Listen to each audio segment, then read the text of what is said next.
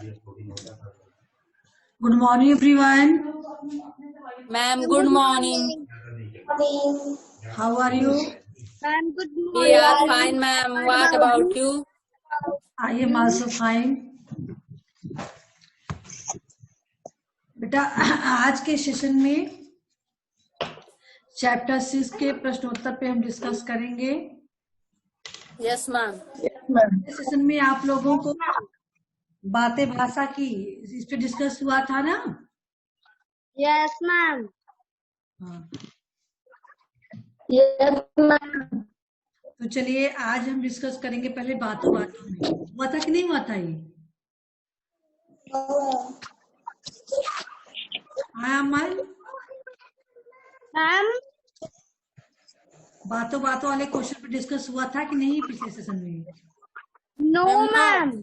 हाँ Ma'am, no. हाँ, तो चलिए आप लोग देखिए, पहला क्वेश्चन है अधूरा घड़ा कहानी आपको कैसी लगी और क्यों? अनिल बताइए। Anil, ma'am, yes, ma'am. Ma'am, अधूरा घड़ा कहानी हमें बहुत अच्छी लगी क्योंकि मैम जब भिस्ती नदी से पानी भरकर लेकर आता था तब मैम लेकर आता था और अपने मालिक के पास लेकर जाता था। उसी रास्ते पर मैम फूटे घड़े की मैम पानी मैम फूलों और पौधों पर मैम पड़ते थे तब मैम वह फूल मैम खिलने लगता था, इसलिए मैम हमें बहुत अच्छा आप बताइए अनुप्रिया। मुझे यह कहानी बहुत अच्छी लगी क्योंकि इस कहानी के अंत में यह बताया गया है कि हम भी टूटे घड़े जैसे हैं और हम चाहे तो इन कमजोरियों पर काबू पा सकते हैं। कमजोरियों पर काबू पा सकते हैं। अमन, आपके विचार में कैसी लगी आपको कहानी? मैम, मुझे यह कहानी बहुत अच्छी लगी क्योंकि कवित्री ने हमें यह बताया कि हमें अपने कमजोरियों का डटकर सामना करना चाहिए। हमारी कमजोरियां भी चारों तरफ खुशियां फैला सकती है, इसलिए मुझे यह कहानी बहुत अच्छी लगी। बहुत अच्छा बेटा, ये कहानी थी इसलिए यहाँ कवित्री शब्द का प्रयोग नहीं करेंगे, लेखिका शब्द का प्रयोग करेंगे, ठीक है? हाँ, अगर हम कविता के बारे में बताएंगे तो वहाँ कवित्री होगा, और अगर कोई कहानी उपन्यास ऐसी कुछ है नाटक तो वहाँ लेखक लेखिका, कवि कवित्री कविता में होते हैं, बाकी चीजों में लेखक लेखिका। हाँ, चलिए दूसरा प्रश्न है, कहानी द्वारा लेखिका क्या बताना चाहती है? क्या आप कहानी की लेखिका से सहमत हैं? सहमत हैं तो क्यों? Yes ma'am. कितने लोग बताएंगे? हैंड शो कीजिए। विकास, आप बताइए। हम लेखिका को यह बताना चाहेंगे कि पहले आप बताइए, कहानी द्वारा लेखिका क्या बताना चाहती है? लेखिका आपको पहले क्या बताना चाहती है? लेखिका हमें यह बताना चाहती है कि हमारे अंदर हर कोई एक कमजोरियां होती हैं, अगर हम इन कमजोरियों से घबराना नहीं चाहिए। और आप कहानी की लेखिका से सहमत हैं? क्या उनका यह कथन सही है? Yes ma'am. चलिए निहारिका, आप बताइए। कहानी के द्वारा लेखिका हमें यह बताना चाहती है कि हमें कभी भी अपनी नाकामयाबी से कभी घबराना नहीं चाहिए। लेखिका ने यह भी बताया है कि हम चाहे तो अपनी कमजोरियों पर काबू पा सकते हैं और हम अपनी कमियों से भी कभी भी घबराना नहीं चाहिए।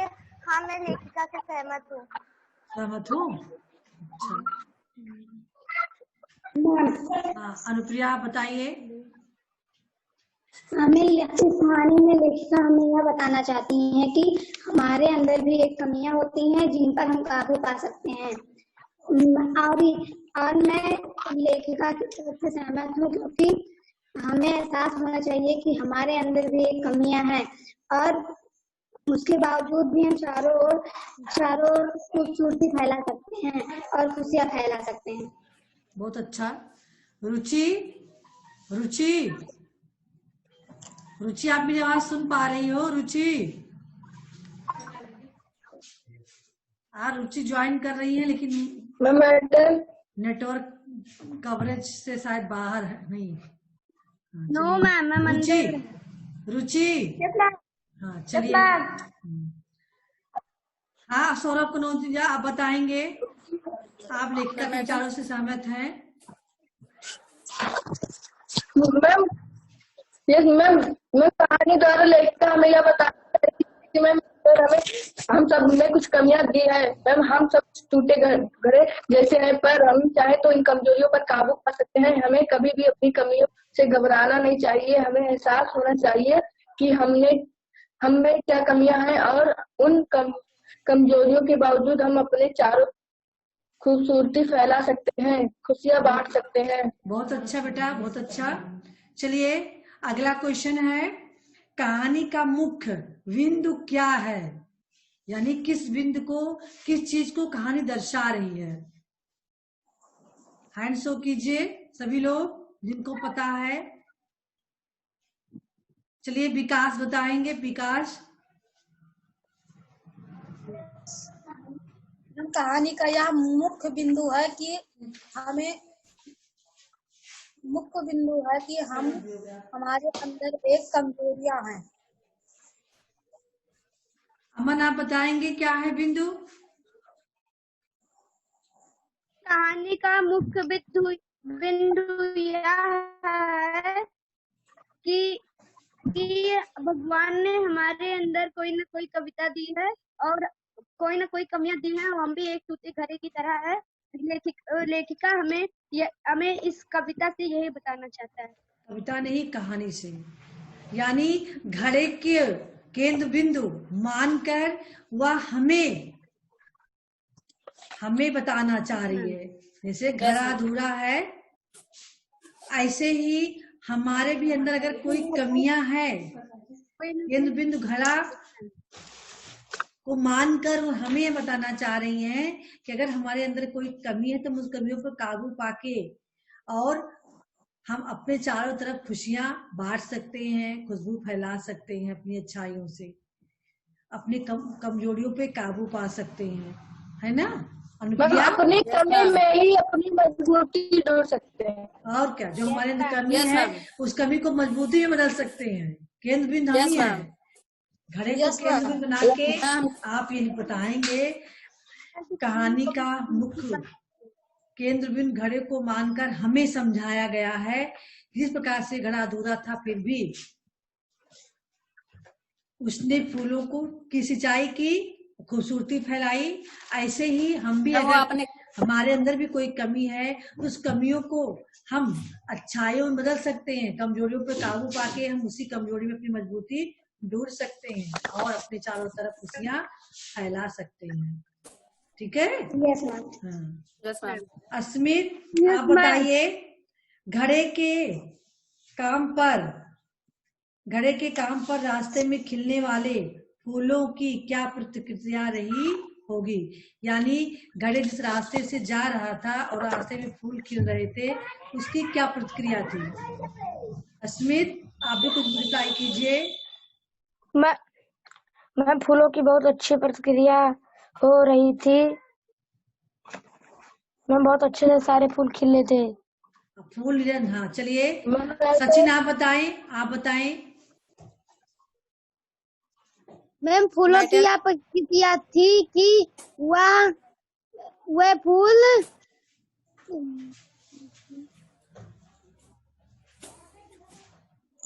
फूल खिले थे और 2 साल से वही फूल मालिक के घर की शोभा बढ़ा रहे थे।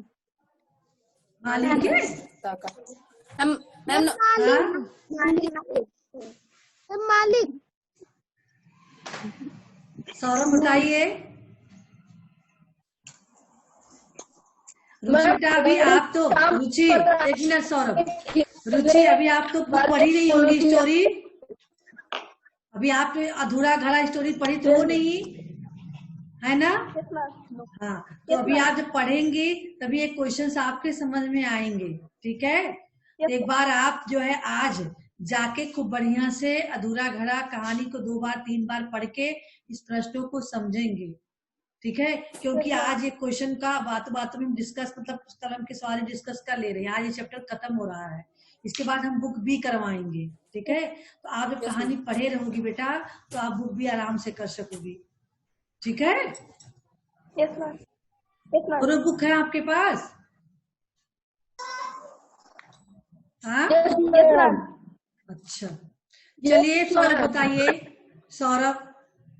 मैम घड़े के काम पर रास्ते में, मैम घड़े के काम पर रास्ते में खिलने वाले फूलों की क्यारे, मैम वे फूल बहुत सुंदर दिखते थे और मालिक के घर की शोभा बढ़ाते थे। अनुप्रिया। मैं कहूँ? हाँ बोलिए। मैम घड़े के काम पर रास्ते में खिलने वाले फूलों की आप प्रकृति आ रही होगी कि वे बहुत खूबसूरत दिख रहे होंगे, उनसे बहुत अच्छी सुगंध आ रही होगी और वही सुगंध चारों तरफ हरियाली बनकर अच्छी सी खुशबू दे रही होगी और वही फूल उसके मालिक के घर की शोभा बढ़ा रही होगी। मालिक के घर की शोभा, यानी निरंतर फूलों को पानी मिल रहा था, है ना। घड़े के काम के रास्ते पे पड़ने के कारण फूलों को प्रतिदिन पानी मिल रहा था, जिससे फूलों का विकास हुआ, उसमें कलियां खिली, फिर फूल खिले, फिर बाद में वही फूल जाके मालिक के घर की शोभा बढ़ाने लगे और चारों ओर अपनी सुंदरता बिखेरने लगे। चलिए आइए अब कलम की सवारी वाले क्वेश्चन पर। पहला क्वेश्चन है, मुझे अपने पर शर्म आती है, मैं अधूरा हूँ, मैं आपसे क्षमा मांगना चाहता हूँ, टूटे घड़े ने भिश्ती से ऐसा क्यों कहा?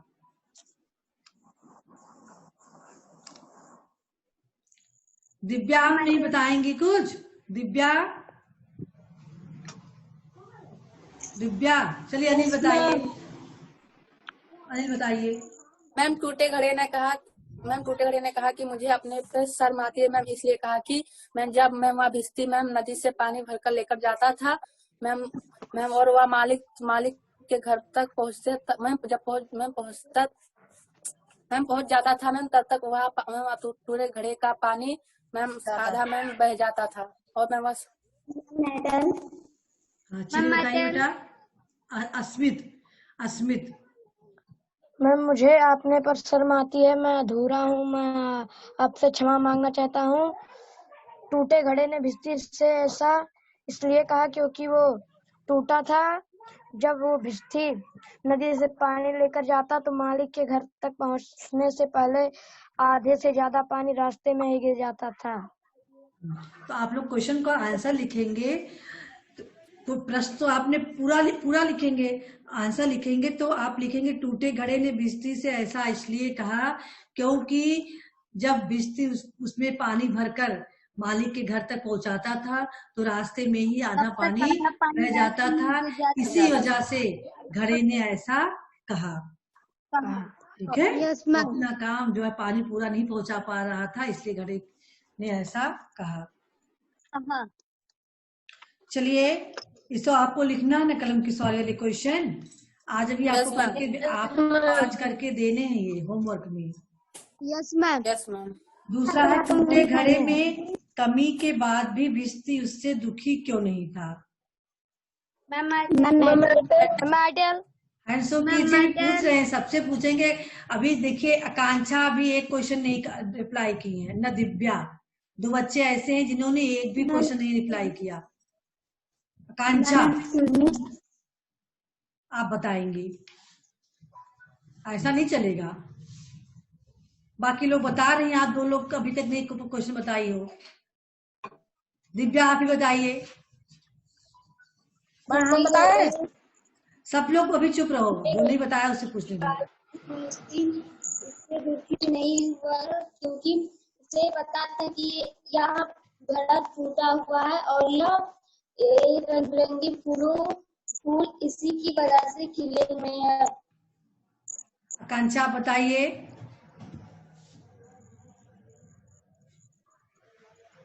मैम तब वह भिश्ती टूटे हुए घर।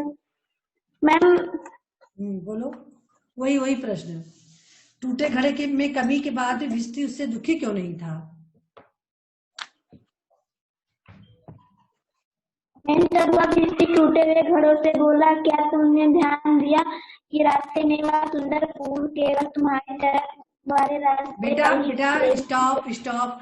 आप अपने शब्दों में बना के बोलेंगी ना, अब बीच से क्वेश्चन का आंसर थोड़ी देंगी। आप कहेंगी कि टूटे घड़े में कमी के बाद भी भिस्ती उससे दुखी इसलिए नहीं था क्योंकि उस घड़े के जल की सिंचाई होती थी। मैम फूलों का सिंचाई, वही मैम उसका पानी बर्बाद नहीं होता था, है ना? बीच से बर्बाद नहीं होने देती, उसका पानी बर्बाद नहीं होता था मैम, फूलों की सिंचाई, और फूलों का सिंचाई होता था, सिंचाई होती थी, ठीक है। और मालिक के घर की शोभा बढ़ाते थे। हाँ, वही फूल मालिक के घर की शोभा बढ़ा रहे थे।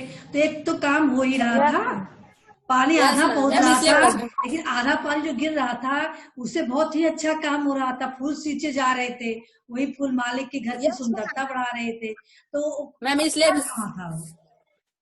भिस्ती उससे दुखी था, लेकिन घड़े को इसका एहसास नहीं था अधूरेपन का, उसे पता नहीं था, है ना? इसलिए वो घड़ा दुखी था, भिस्ती नहीं दुखी था, क्योंकि भिस्ती तो उसके पानी का सदुपयोग कर रहा था सिंचाई में, फूलों की सिंचाई में। आप ऐसे लिखेंगे बढ़िया से, ठीक है। अगला देखिए, अच्छे से 3, इस कहानी के माध्यम से समाज के किस पहलू के बारे में पता चलता है? अब सामाजिक पहलू को देखिए, अधूरा घड़ा है तो समाज भी तुम्हारा अधूरा है। यस मैम, कैसे अधूरा है? अब आप लोग करिए, कहानी के माध्यम से समाज के किस पहलू के बारे में पता चलता है? कितने लोग बता सकते हैं? हैंड शो कीजिए। केवल अस्मित, चलिए वेरी गुड। अस्मित बताइए तो। मैम हमारी कमजोरी में हमारी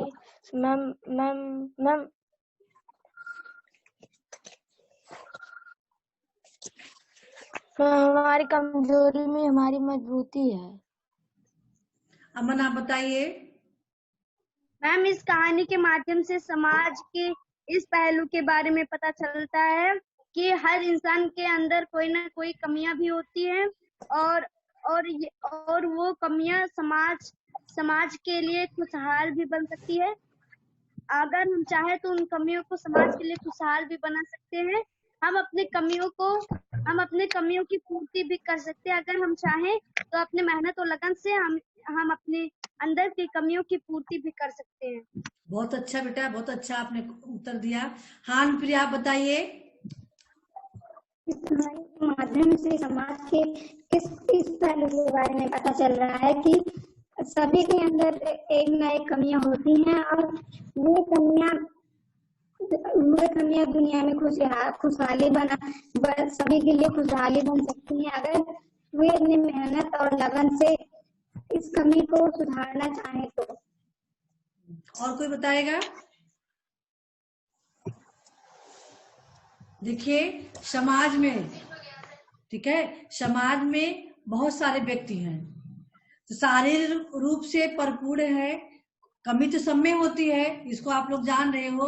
कुछ न कुछ कमियां सबके अंदर होती हैं। ये बात अलग है कि किसी के अंदर ज्यादा कमियां होती हैं, किसी के अंदर एक आध कमी होती है, लेकिन कमी सबकी होती है और उस कमियों को हम सुधार भी सकते हैं। अब कुछ समाज के ऐसे लोग हैं जिसको हम दिव्यांग या विकलांग की श्रेणी में रखते हैं ना? हाँ? तो वो ईश्वर ने उन्हें अधूरे घड़े की तरह बनाया है, यानी उस कमी शारीरिक रूप से दे दी है, तो उनके लिए विशेष यह बात जो है माध्यम बना के, मतलब घड़े के माध्यम बना के बताया गया है कि अगर आप इस कमी है कोई शारीरिक रूप से, तो आप उससे निराश न हो। घड़े की तुलना करके लेखक समझाने की कोशिश कर रहा है कि घड़ा अधूरा है लेकिन फिर भी कहीं न कहीं उसका सदुपयोग हो रहा है ना। ऐसे अगर आपके अंदर कोई कमी है तो आप निराश मत होइए, बल्कि उन कमियों को अपनी ढाल बनाकर मजबूती से ढाल बनाइए और अपने अंदर की जो है मजबूती को परिश्रम और मेहनत से उस कमियों को जो हम ईश्वर ने हमारे अंदर कमी दी है, उस कमियों को हम दूर करने का प्रयास करें। और अपने अंदर जो हमारे पास है उसी से हम अपना विकास करके उन जो हमारी कमी है उस कमी को हम और भी मजबूत बना के उसके समाज के सामने ढाल बनाकर रखें, अच्छे काम करें ताकि वो मजबूती हमारे अपने आप ही समाज की नजरों में छिप जाए। हमारी अच्छाइयों इस प्रकार से समाज में व्याप्त हो कि जो हमारे अंदर कमी है वह किसी को न दिखाई दे हमारी, और जो हमारी अच्छाइयां हैं वो सबको दिखे, है ना। मान लीजिए, देखिए समाज में आपके बहुत से ऐसे, आपने जावेद आबदी के बारे में पढ़ा था, इस समय है आप मैम यहाँ। हाँ मैम किसके बारे में? जावेद आबदी मैम नो। नहीं, अभी नहीं पढ़ा। चलिए आपको सिलेबस में है शायद। तो बहुत सारे व्यक्ति हैं आगे बताएंगे कि जो कमियां होते हुए भी उन्होंने बहुत ही अच्छा काम किया है। हेलन केलर के बारे में। हाँ, हेलन केलर, देखिए उनके अंदर कमी थी ना, फिर भी उन्होंने कितना अच्छा काम किया है। तो ऐसे ही बहुत सारे तो कमियों को मजबूती बनाकर समाज में अच्छा काम करके समाज में अपना नाम रोशन करते हैं। ऐसे आप भी सोचिए। चलिए, क्वेश्चन नंबर 4 है, कहानी के शीर्षक अधूरा घड़ा की सार्थकता पर अपने विचार व्यक्त करें। कौन कौन बताएंगे? अधूरा घड़ा कहानी जो इसका शीर्षक है ना, या सार्थक है कि निरर्थक है? इस कहानी को आपने पढ़ा, समझा, बुझा, ठीक है? तो क्या यह कहानी जो है इसका शीर्षक अधूरा घड़ा कहानी के अनुरूप सार्थक है या निरर्थक है? इस पर आप अपने विचार सुनाएंगे, ठीक है? तो चलिए हैंड शो कीजिए, कौन सुनाएगा पहले? अमन। हाँ चलिए अमन बताइए। हम कहानी के शीर्षक अधूरा घर की सार्थक है क्योंकि इस कहानी में अधूरे घरे के माध्यम से हमें अपनी कमजोरियों के बारे में पता चला है, इसलिए इस कहानी का शीर्षक अधूरा घड़ा है। सार्थक है, अधूरा घड़ा सार्थक है। सुषमा आप कुछ नहीं बोलेंगी? हाँ सुषमा, आप भी कुछ रिप्लाई कीजिए। सुषमा।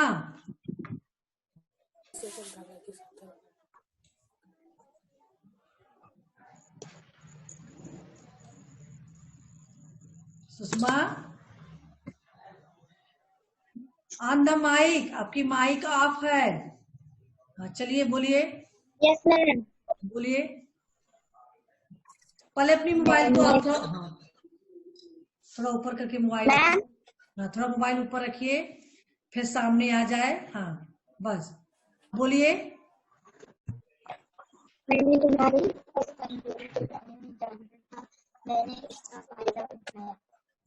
आप पता नहीं क्या बोल गई हैं, आपका आवाज ही क्लियर नहीं हुआ।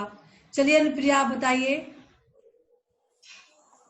अधूरा घड़ा, इस कहानी के शीर्षक अधूरा घड़ा की सार्थक अधूरा घड़ा एक सार्थक कहानी है। इस पर मेरा यह विचार है कि अधूरे घड़े शीर्षक के माध्यम से हमें यह बताया जा रहा है कि सभी के अंदर एक कमियां होती हैं और हमें उन्हें पूरी लगन से सुधारने की मेहनत करनी चाहिए, और यह अधूरा घड़ा सार्थक। सौरभ आप बताएंगे? सौरभ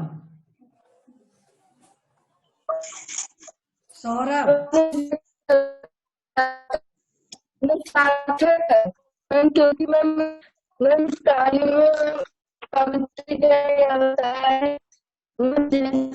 बेटा सौरभ स्टॉप, आप थोड़ा नेटवर्क में बैठा कीजिए, ठीक है? हाँ नेटवर्क का प्रॉब्लम कर, आपकी आवाज फंस रही है कभी कभी। चलिए आकांक्षा, आपका क्या विचार है? आकांक्षा। Yes ma'am. आप बताइए। कहानी के शीर्षक पे आप मैम का यह विचार अधूरा खड़ा। मैम मैम अपनी कमियों का पता चला।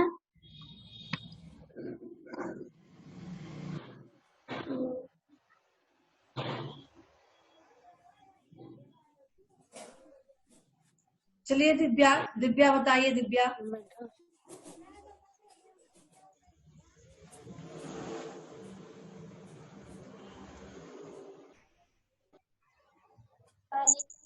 अधूरा गढ़ा।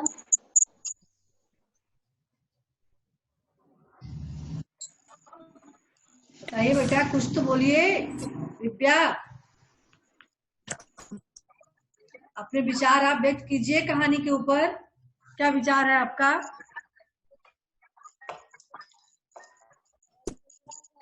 इस कहानी का शीर्षक है क्योंकि हमें यह सीख मिला है कि हमें हमेशा हम लोगों को हमेशा एक कमियां होती हैं और हमें अपनी कमियों से कभी दुखी नहीं होना चाहिए क्योंकि उसका हल हमें मिलता है। अच्छा चलिए, तो क्वेश्चन पे डिस्कस हो चुका है। पिछले सेशन में हमने आपको विशेषण शब्दों के बारे में पढ़ाया था इसी चैप्टर से, है ना, बातें भाषा की। Yes ma'am. हमें उम्मीद है कि आप लोग याद भी किए होंगे। ठीक है, तो अभी चलिए हम पूछते हैं, गुणवाचक विशेषण किसे कहते हैं? हैंड्स अप कीजिए, कितने लोग बता सकते हैं? विकास आप बताइए। संज्ञा या सर्वनाम का गुण दोष से संबंधित विशेषण शब्द को हम विशेषण कहते हैं। गुण दोष की विशेषता बताने वाले शब्दों को। चलिए आकांक्षा आप बताइए फिर से। संज्ञा या सर्वनाम शब्दों की गुण दोष संबंधित सामने देख के, बुक में देख के नहीं, हमें पता चलता है जो लोग बुक में देख के बताते हैं। आपकी आई बोलिए। संज्ञा सर्वनाम शब्दों के गुण दोष बताने वाले शब्द को गुणवाचक शब्द कहते हैं। गुणवाचक विशेषण शब्द कहते हैं। जैसे एग्जाम्पल दीजिए। मैम जैसे मैम पर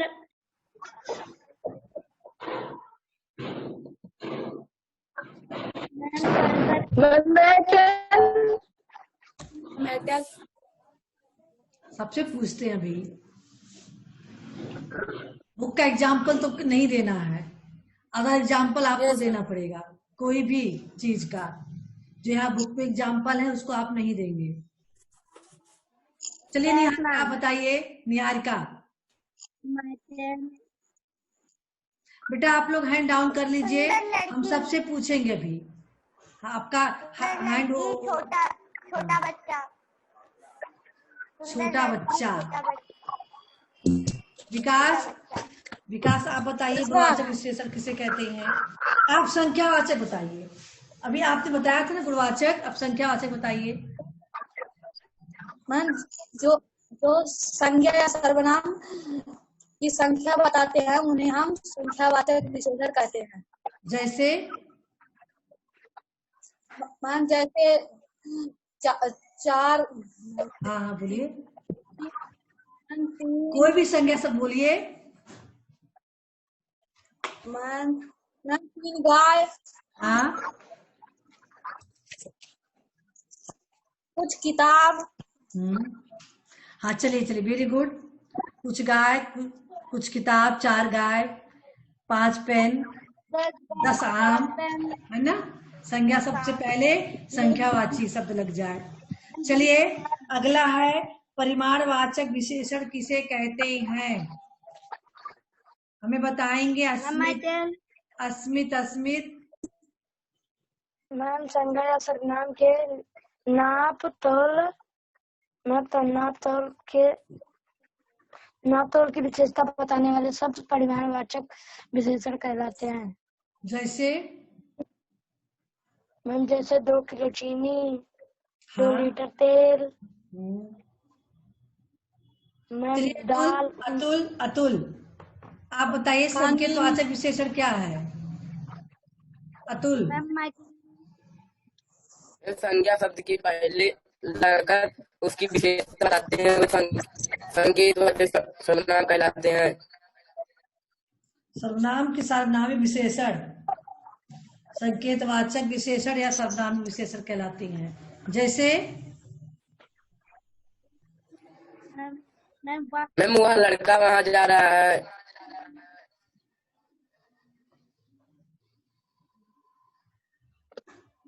निहारिका बताइए। निहारिका सर्वनामिक विशेषण किसे कहते हैं? कोई आ रहा है। कोई आ रहा है। अमन बताएंगे परिमाणवाचक विशेषण किसे कहते हैं? अमन। मैम संज्ञा या सर्वनाम शब्दों की माप तोल से संबंधित विशेषता बताने वाले शब्दों को परिमाणवाचक विशेषण कहते हैं। मैम जैसे 5 किलो आम, 10 किलो, 1 किलो केला, 1 दर्जन केला। केला बेटा किलो के हिसाब से नहीं मिलता है, मैम एक दर्जन के हिसाब से मिलता है। मैम 1 दर्जन केला। मैम 2 दर्जन। मैम 2 किलो संतरा, 5 किलो चीनी। मैम 2 लीटर पानी। चलिए 5 लीटर। संख्यावाचक विशेषण अनिल संख्यावाचक विशेषण बताइए। मैं संज्ञा और सर्वनाम शब्दों की संख्या संबंधित विशेषता बताने वाले शब्द को हम संख्यावाचक विशेषण कहते हैं। जैसे मैम 2 गाय, मैम 4 भैंस, मैम 2 बच्चा रुचि बताएंगी। रुचि विशेषण शब्द किसे कहते हैं?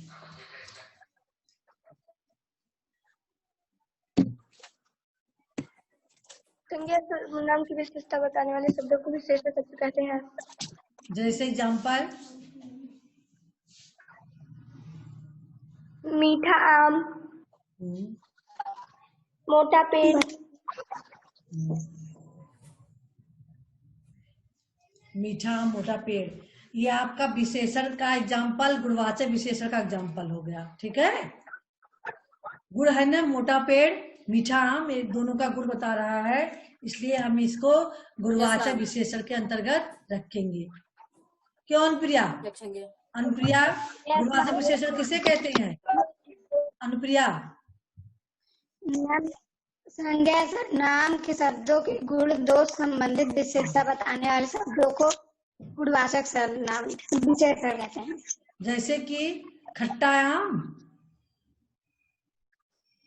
मैम खट्टा आम किस्म को रखेंगे? मैम गुणवाचक। गुणवाचक। छोटा लड़का किस श्रेणी में रखेंगे? छोटा लड़का गुणवाचक। गुणवाचक। अच्छा, मुझे 1 किलोमीटर पैदल चलना है, ध्यान दीजिए। परिमाणवाचक। मैम पहले ही बोलने लगे, परिमाणवाचक। हमें जिसका नाम ले उनसे बोलने दो ना, ठीक है? Yes ma'am. हाँ, यस मैम। मेरे पास 2 कलम है। अतुल आप बताइए कौन सा विशेषण होगा? मेरे पास 2 अच्छी कलम है। अतुल अतुल कौन सा विशेषण? संख्यावाचक। संख्यावाचक। Yes ma'am. निहारिका बताइए, निहारिका बताइए क्या होगा यहाँ? मैम संख्यावाचक। वह बहुत अच्छा लड़का है। दिव्या बताएंगे यहाँ कौन सा विशेषण है? दिव्या।